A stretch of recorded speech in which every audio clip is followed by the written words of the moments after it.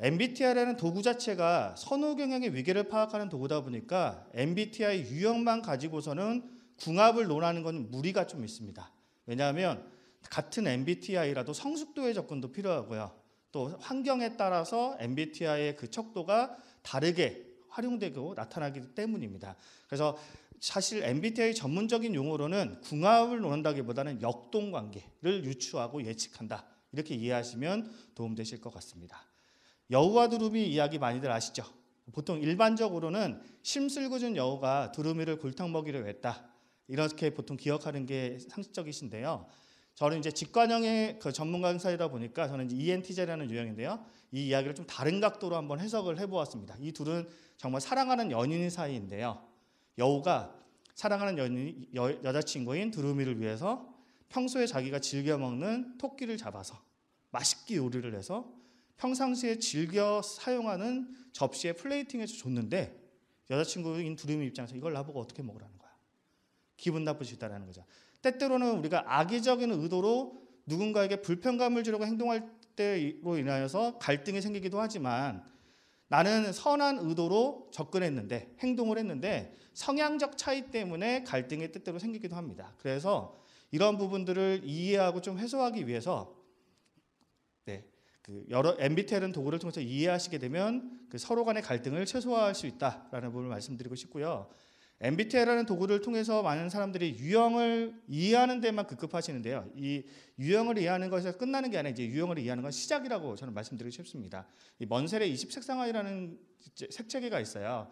세상의 모든 색을 20가지로만 구분하기는 어렵죠. 하지만 이런 20가지 색상 안으로 색을 구분할 줄만 알아도 세상의 어떤 색감들을 다채롭게 이해할 수 있듯이 60억 인구 이상이 되는 사람들을 16가지의 유형으로만 단순하게 구분할 수는 없습니다만 16가지의 분류 체계로만 이해를 해도 갈등을 최소화할 수 있게 되고 나와 좀 다른 사람들을 좀 더 효율적으로 이해할 수 있다. 이런 부분에서 MBTI의 유용성이 있다고 저는 말씀드리고 싶습니다.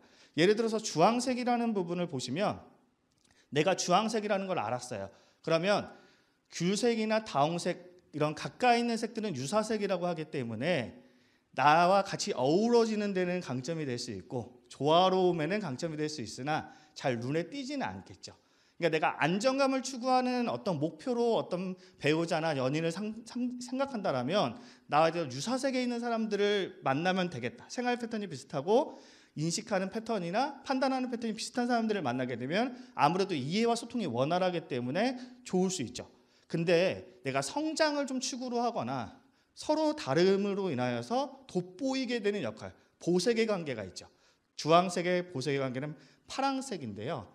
서로 잘 어우러지진 않는데요. 서로 간의 색이 확실하게 대비되면서 더 뚜렷해집니다. 그러니까 서로를 더 성장하게 하는 듯한 느낌을 갖기 위해서는 보색의 관계인 유형들도 조화롭게 지내면 성장하는 데 도움이 될 수 있다는 걸 말씀드리고 싶습니다. MBTI의 이 8가지 지표는 외향, 내향, 감각, 직관, 사고, 감정, 판단, 인식이라는 이런 8가지 지표로 분류가 됩니다. 이 분류가 되는데요. 외향과 내향은 에너지의 방향의 차이로 분류가 됩니다. 외향형은 사람들을 좋아하고 내향형은 혼자 있는 시간을 좋아한다 이렇게 생각할 수 있지만요. 그 부분은 반은 맞고 반은 틀릴 수 있습니다. 이제 제가 예시를 들어드릴게요. 근데 외향형들은 대체적으로 에너지의 방향이 내부에서 외부 세계로 방향이 나가기 때문에 자아에 대한 관점보다는 다른 사람이나 외부 세계 어떤 사물과의 상호작용에 더 초점이 많기 때문에 에너지의 방향이 자꾸 외부에 주위에 관심이 더 많은 사람들이라고 보시면 되고요.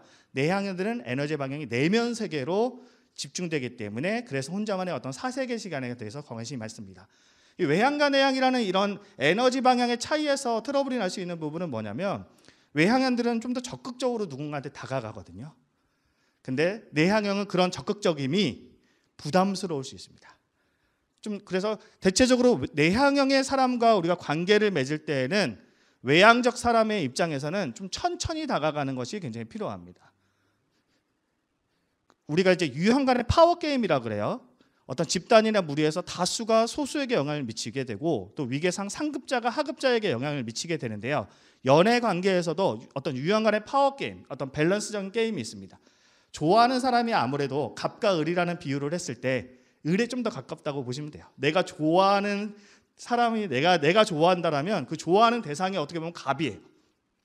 근데 그 좋아하는 대상이 외향적인 성향을 가지고 있다라고 한다라면 나 스스로를 외향적 에너지로 진단한 사람끼리는 서로 같은 에너지를 하더라도 잘 통할 확률이 높겠죠. 근데 내향적인 나일 경우에 외향적인 사람한테 다가갔을 때 나는 나름대로 표현을 했다고 생각하는데 왜 저 사람 이렇게까지 표현하면 눈치를 못 채지? 라고 할 수 있는 부분이 외향적인 사람한테는 그럼 나에게 뭘 했어? 라는 느낌이 들 수 있습니다.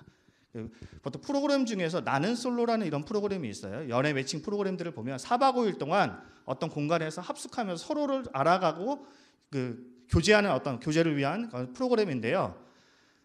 밥을 먹을 때나 어떤 이야기를 할 때는 항상 옆에 있었기 때문에 제3자 관찰자 입장에서는 A라는 여자가 B라는 남자를 참 좋아하구나, 여자 숙소에서 자꾸 B라는 남자 이야기를 꺼내니까 참 좋아하는구나라고 느껴질 수 있어도 정작 B라는 남자는 자신을 좋아한다고 못 느낄 수 있습니다. 왜냐하면 직접적인 데이트 신청을 하지 않았거든요.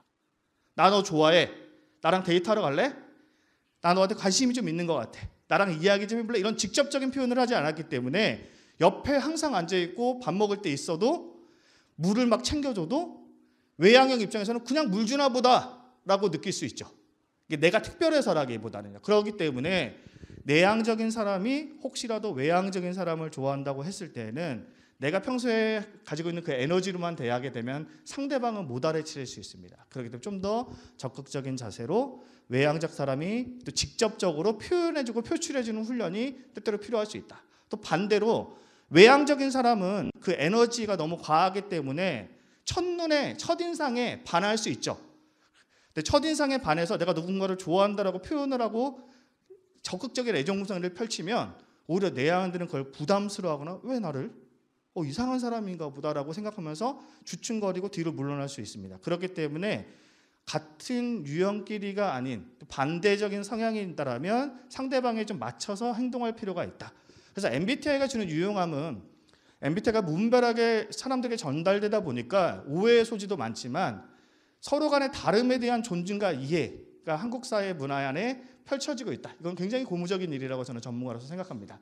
그래서 우리가 자주 사용하는 선호하는 이라고 표현하거든요. MBTI는 성격 검사라기보다는 선호의 위계를 파악하는 도구인데 아무래도 순서상 선호하는 부분이 먼저 나갈 수밖에 없거든요. 그러면 내가 선호하는 방식대로 행동을 했더니 상대방이 부담감을 느끼더라. 그렇다면 MBTI가 주는 유익함은 다른 방식도 있더라.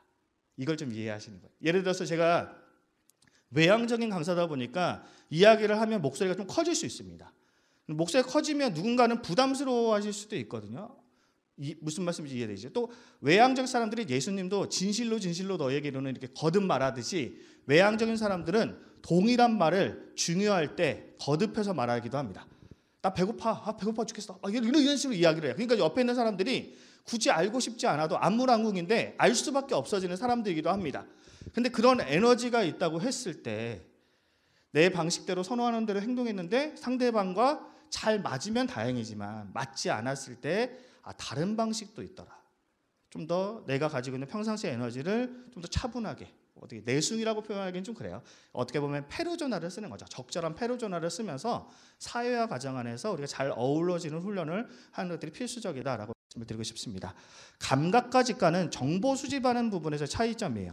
감각형들은 오감이라는 부분을 중심으로 정보를 수집하기 때문에 오감은 가시권이거든요. 그래서 현재에 초점을 두고 세부적인 어떤 사실적 정보, 데이터에 초점을 두면서 정보를 받아들이는 사람들입니다. 직관형들은 오감이 아닌 육감적 영역이라고 보시면 돼요. 그래서 어떤 부분을 정보를 수집할 때 미래지향적인 가치, 그 다음에 가능성을 추구하는 상호 관련적인 부분에 초점을 두면서 정보를 수집하는 사람들입니다. 직관형들도 눈, 코, 입은 달려 있습니다. 그래서 오감적 정보 수집이 불가능한 사람들은 아니에요. 다만 오감적 영역만 가지고서는 만족감을 느끼기가 좀 어렵습니다. 어떤 이야기를 들었어요. 그게 어쩌라고? 그게 나에게 어떤 의미인데? 여기까지 가요. 그래서 이런 디테일한 어떤 정보들뿐만 아니라 이 정보가 나에게 어떤 의미를 주고 활용을 주는 데까지 가다 보니까 통찰, 인사이트를 줄 만한 어떤 이야기를 듣게 되면 생각에 꼬리를 이어져서 꼭 마치 이런 직관형들이 목사님의 설교를 듣다가도 누구한테 어울리는 말인데 누구한테 전달해 이런 생각들을 많이 가져갈 수 있는 사람들이라고 보시면 됩니다. 감각형들은 좀 더 세부적으로 내가 적용할 부분에 더 초점을 둔다라고도 생각하실 수 있는 부분인데요. 이 감각과 직관의 인식 차이가 다르게 되면 연인 사이에 대화가 잘 안 통합니다. 똑같은 이야기를 하더라도 직관형의 강점 중 하나가 속도, 신속함인데요.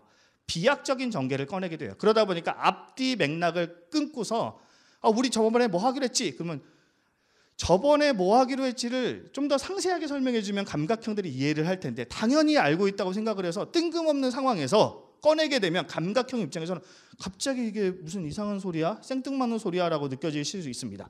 상대적으로 한국 사회들이 다른 척도들에 비해서 감각과 직관이 7대 3의 비율로 감각형들이 많다 보니까 마치 오른손잡이한테는 왼손을 사용하는 잘 교육하지 않지만 왼손잡이에게는 오른손의 교육을 권장하듯이 상대적으로 감각형들이 기준이고 표준이라고 생각하기가 쉬워요. 그러다 보니까 감각형들이 현실적이고 직관형들은 때로 비현실적이다라고 부정적으로 표현하기도 하는데 이건 잘못된 접근입니다. 그래서 MBTI는 가치가 다르게 비교하시면 안 되고 한 사람은 현재지향적이고 한 사람은 미래지향적이다. 그러니까 연애를 할 때 트러블이 어떤 부분에 생기겠어요? 한 사람은 지금 즐거워야, 지금 행복해야 결혼도 생각이 날 텐데 한 사람은 결혼의 약속이 되어야 지금 이 순간이 의미가 있는 사람들이거든요. 그러다 보니까 자꾸 미래 얘기를 꺼내는데 지금은 갈등 상황이고 힘든 상황인데 감각형 입장에서는 이 상황에서 결혼을 어떻게 해야지라는 생각이 들 수 있다는 거죠. 그러면 직관형의 사람 입장에서는 현재의 행복감을 누리고 만족감을 누리고 안정감을 누릴 수 있도록 노력을 해주셔야 되는 거고요. 반대로 감각형 입장에서는 현재에만 지나치게 안주할 수 있기 때문에 장기적인 비전에 대한 부분도 나누셔야 되는 부분이 필요하다. 왜냐하면 직관형들은 미래지향적인 이야기를 꺼내지 않으면 동기부여가 되지 않아요. 예를 들어서 우리 결혼하고 나서 나중에 세계 여행 가자, 세계 일주하자 이런 식의 어떤 플랜을 그리게 되면 직관형들은 그것 때문이라도 그 목표를 이루고 싶어서라도 그 과정이 즐겁게 견뎌낼 수 있는 사람들이거든요. 그래서 그런 부분들이 이 둘 사이의 대화의 의미가 굉장히 중요할 수 있다는 걸 말씀드립니다. 사고와 감정은 판단하거나 결정할 때 쓰여지는 차이인데요. 사고형들은 이성적이고 감정형들은 감성적이다. 이런 접근은 잘못된 접근입니다. 이모션적인 감정의 개념이 아니에요. 이 MBTI에서 말하는 감정형들은. 왜냐하면 사고형들도 인간이기 때문에 희노애락을 느낍니다.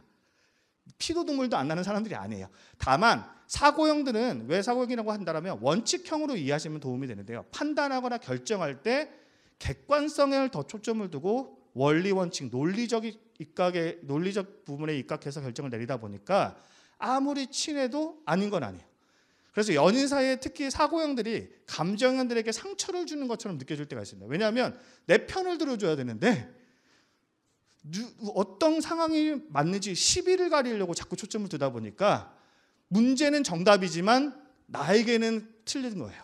나에게는 좋지 않는 거예요. 그렇게 되면서 감정형인 이성에게는 불편감을 때때로 줄 수도 있다. 이런 부분을 좀 염두에 두실 필요가 있고요.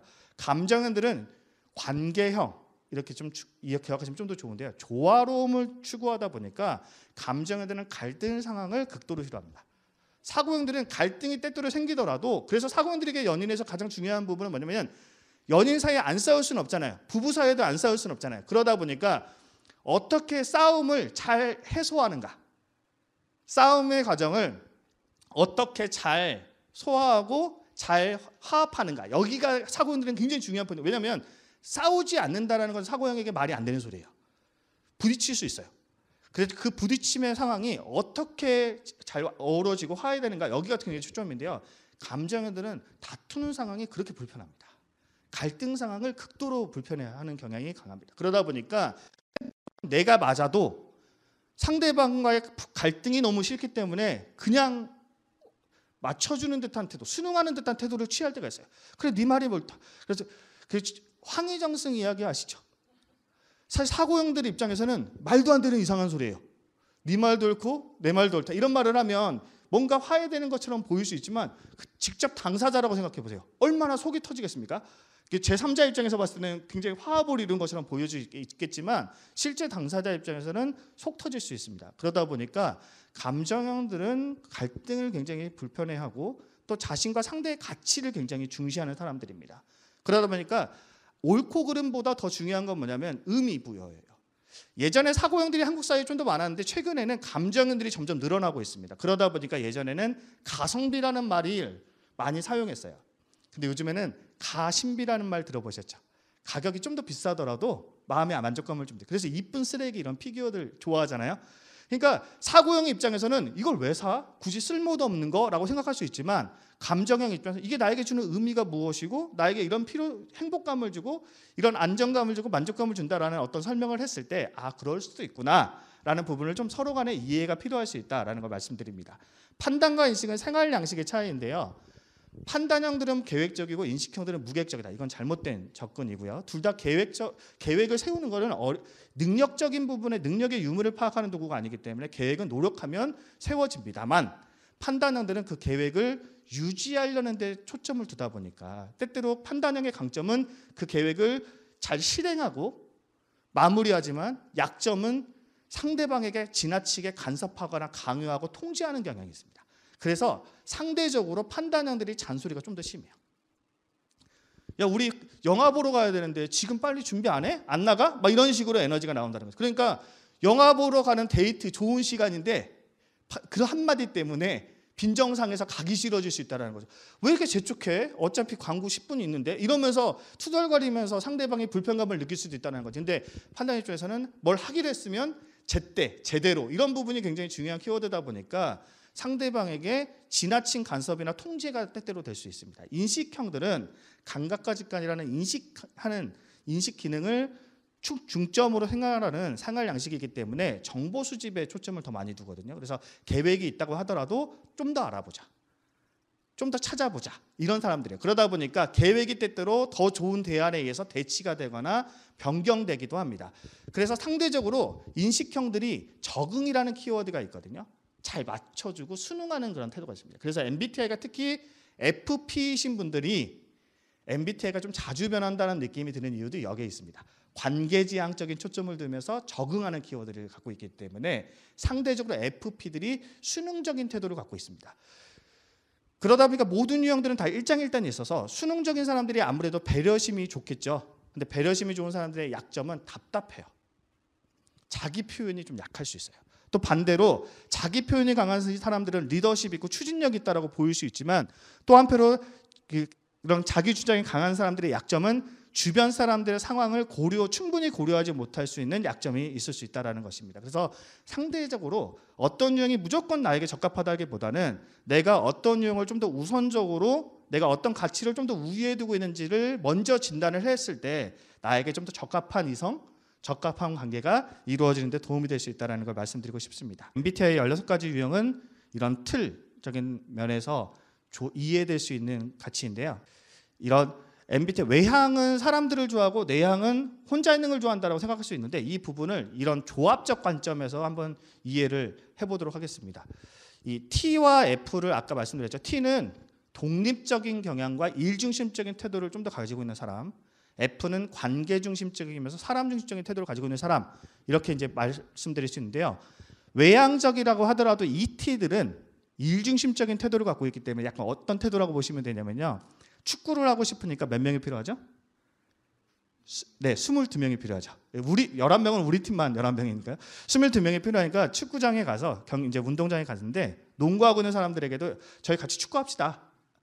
저기 뒤에서 막 놀고 있는 벤치에 앉아 있는 청년들한테 같이 우리 축구하실래요? 이렇게 막 이렇게 할 수 있어요.